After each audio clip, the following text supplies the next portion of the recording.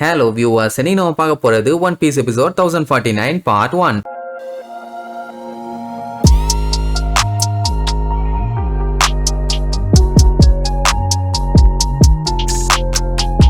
Open பண்ணா Luffy மோமோவை பிடிச்ச கத்திட்டு இருக்கான். கொய்யால என்னடா நின்னு வேடிக்கை பார்த்துக்கிட்டு இருக்க, கிளம்புடா சீக்கிரம் போ, முன்னாடி தான் பறந்தில்ல அதை அப்படியே மெயின்டைன் பண்ணு, சாட்டு புட்டுன்னு போய் சேர்ந்துடலாம். அப்படின்னா இவ்வளவு பெரிய டிராகனா இருந்துகிட்டு உடம்பெல்லாம் உதறுது, மூக்கு ஊத்துது, அப்படியே நடுங்குறான். என்னால முடியாதுன்னு அலைய தரையிலேயே வச்சுக்கிட்டான். அதெல்லாம் முடியும் தூக்குடான்னு சொன்னா முடியவே முடியாது, ஏன்னா ஹைட்ட பாத்தி இல்ல விழுந்தோன்னு வச்சுக்க இருக்கிற 10 பல்லும் பஞ்சா போயிடும். அதனால என்னால முடியாதுன்னு ஒண்ணு அட கூறுகிட்ட முட்டா பயல, இந்த சைஸ்ல இருந்துகிட்டு நீ இதெல்லாம் சொல்லலாமா? இவ்வளவு பெரிய எரும மாடா வாழ்ந்துட்டு இன்னும் ஹைட்டுக்கு பயந்துகிட்டு இருக்க, அசிங்கப்படுத்தாத போ, நீ ஒரு சாமுராய் எதுக்கும் பயப்படக்கூடாது, பற அப்படின்னு சொன்னா அவன் கேட்க மாட்டான். என்னால இப்ப பறக்க முடியாது, அப்புறமேட்டு பறக்கிறேன்பா. இப்படி பயந்தானா எங்கத்த லேண்ட் ஆஃப் ஆனவ காப்பாத்த முடியும்? அங்க இருக்கவங்க எல்லாம் குறுகுறுன்னு பாத்துக்கிட்டே இருப்பாங்க. ஒன்னும் பெருசா சொல்றதுக்கு இல்ல, அங்க அவங்க சண்டை போய்கிட்டே தான் இருக்கும். லூஃபியா அங்க இருக்க நிலைமையை எடுத்து சொல்லுவான். இப்போ கைடோ மட்டும் கொலவெறித்தனமா அங்க எல்லாத்தையும் அட்டாக் பண்ணிட்டு இருந்தான்னா அத்தனை பேருமே செத்து போயிருவாங்க. அதனால சட்டு புட்டுன்னு வா போலான்னு சொன்னா எனக்கு தெரியுது, ஆனா நான் இன்னும் மென்டலா ப்ரிப்பேர்ட் ஆகல, அவ்வளவு தூரத்துக்கு பறக்கணும்னா சும்மாவா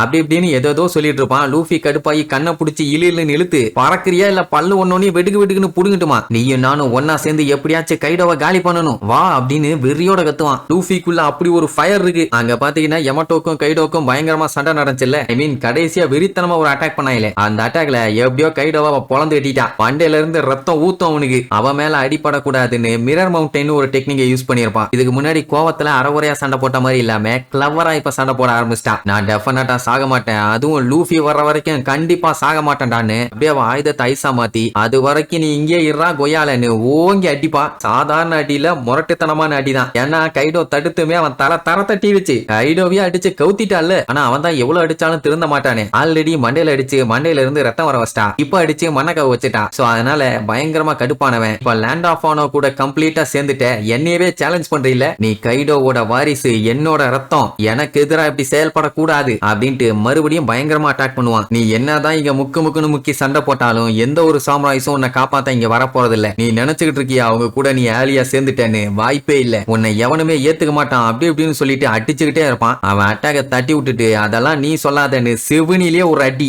மொத்தத்துல கைடோவுக்கு அடி நல்லா கொடுக்க ஆரம்பிச்சிட்டான். என்ன ஒண்ணுன்னா ஒரு அடி அடிச்சுட்டு கேப் விடுறான். அந்த கேப் மட்டும் இல்லன்னா கண்டிப்பா கைடோவை ஒரு அளவுக்காச்சும் அடிச்சு மண்ணக்கவ வச்சிடலாம். அப்பவும் கைடோ திருந்தல. போனிக்கிட்ட வாய் அப்படியே லைட்டா சரி பண்ணிட்டு, இங்க பாருங்கன்னு உனக்குன்னு இருக்கிறது நான் மட்டும்தான், உனக்கு ஃப்ரெண்ட்ஸுங்கன்னு யாருமே கிடையாது. எப்பவுமே இந்த ஐலாண்டை விட்டு தப்பிச்சு போறீன்னா நீ மட்டும் தான் தனியா போவ, இல்லன்னா லூசு மாதிரி சீலிங்ல அப்படியே ஊர்ந்துட்டு திரிவ, அதுவும் தனியா தான் திரிவ, எப்பவும் தனியா தான் உட்கார்ந்துகிட்டு இருப்ப. நீ இவங்களுக்காண்டி போராடி மட்டும் உனக்கு என்ன கிடைக்க போகுதுங்கிற மாதிரி கேட்பானா? போடா லூசு பயலே, எனக்கெல்லாம் ஃப்ரெண்ட்ஸுங்க இருக்காங்கன்னு அவ ஏச யோசிச்சு பாப்பான். அவன் தானே வந்து நீ எதை பத்தியும் கவலைப்படாத, உன் ஹார்ட்டுக்கு உங்க அப்பன் பேரை சொல்லி பூட்டு போடாத, கேட்டு போடாத, எவன் வந்தாலும் வேட்டு வச்சிரு இன்னும் நல்லா உசுப்பேத்தி விட்டு அப்புறம் நல்லா ஃப்ரெண்ட்ஸ் ஆனாங்க. அவனை திருப்பி மீட் பண்ணுன்னு விவரு கார்டெல்லாம் கொடுத்து அனுப்புனா. சரி லைட்டா மிஸ் ஆயிடுச்சு, பட் அவனுக்கு பதிலா அவன் தம்பி வந்துட்டானு வைங்க. சோ எனக்கு ப்ரீஷியஸான ஃப்ரெண்ட் இருந்தான், உனக்கு தான் தெரியாத அவனை பத்தி அப்படின்ட்டு கொஞ்சம் ஃபீல் பண்ணுவா. செத்து போயிட்டான்ல. அதுக்கப்புறம் லேண்ட் ஆஃப் ஆனோட சாம்ராய்ஸ் எல்லாம் இவகிட்ட நல்ல விதமா நடந்துகிட்டாங்கல்ல, அதெல்லாம் சொல்லுவான். உங்ககிட்ட நல்ல விதமா நடந்துகிட்ட எல்லாருமே செத்துட்டாங்கம்மா, இனி நீ யாருக்காண்டி சண்டை போட போற,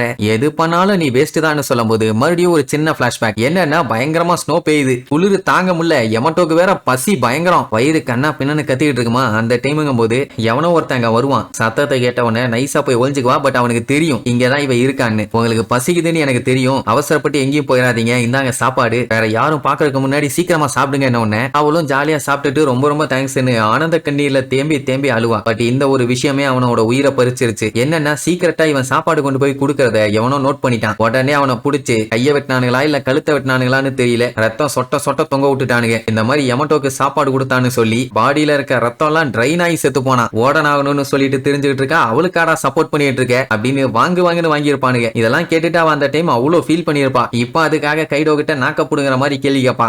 நாயே அவங்க எல்லாம் சாகல, நீ அவங்கள கொன்றுக்க, இதுல என்னடா உனக்கு பெருமை இருமைன்னா அப்பதான் கண்ணு உனக்கு பாடம் கத்து கொடுக்க முடியும். பரவாயில்ல, ஆனா முன்னைக்கு இப்ப நீ பெட்டர் ஆயிட்டேன்னு பேசிக்கிட்டே பாஞ்சு வந்து அவ அசந்த நேரத்துல சொத்துன்னு ஒரே அடி அப்படியே தெரிச்சு தேய்ச்சிக்கிட்டு போய் விழுவா. இந்த கைடோ பாத்தீங்கன்னா வீர மாதிரி சண்டை போட மாட்டான். ஃபர்ஸ்ட் பீத்துறது போறது, வீக்கா இருந்தாங்கன்னா சண்டை போடுறது, இல்ல அடிக்கிறாங்கன்னு தெரிஞ்சிருச்சுன்னா ஏதாச்சும் ஒரு காவலித்தனம் பண்ணி ஜெயிச்சிடுறது. சோ இப்ப அவளை அடிச்சு போட்டுட்டு உனக்கு ஃப்ரெண்ட்ஸ் எல்லாம் யாரும் கிடையாது, லேண்ட் ஆஃப் ஆனவ சேர்ந்தவங்க எல்லாம் உன்னோட ஃப்ரெண்ட்ஸ்னு நீ நினைச்சின்னா அது தவறுன்னு சொல்லி அடி முதுகுல சொத்து சொத்து சொத்து சொத்துன்னு காட்டுத்தனமா விழுகுது. கைடோ என்ன சொல்லுவானா, லேண்ட் ஆஃப் ஆனவுக்கு நீ உடனாவே இருந்துக்க, அவங்கள வந்து நல்ல விதமா நடத்தக்கூடாது, ஃபோர்ஸ் பண்ணி இவங்க சொல்றதை கேட்டு நடக்கிற மாதிரி வச்சுக்கணும். ஏன்னா நீ ஓகரே வம்சத்தை சேர்ந்த என்னோட பொண்ணு, மனுஷங்க கூட எல்லாம் நீ ஃப்ரெண்டா இருக்க கூடாது, அடி சொத்து சொத்து சொத்து சொத்துன்னு விழுந்துகிட்டே இருக்குது, அதுதான் உன்னோட விதின்னு வேற சொல்லி கண்ணா பின்னா நடிக்கிறான். இப்படியே இன்னும் கொஞ்ச நேரம் அடிச்சானா டெஃபினட்டா அவ செத்து போயிருவா. அவளை கொல்ல போறானா என்னன்னு தெரியல. சரி யமட்டோக்கு என்னதான் ஆக போகுதுன்னு அடுத்தடுத்த எபிசோட்ல பார்க்கலாம். டாடா.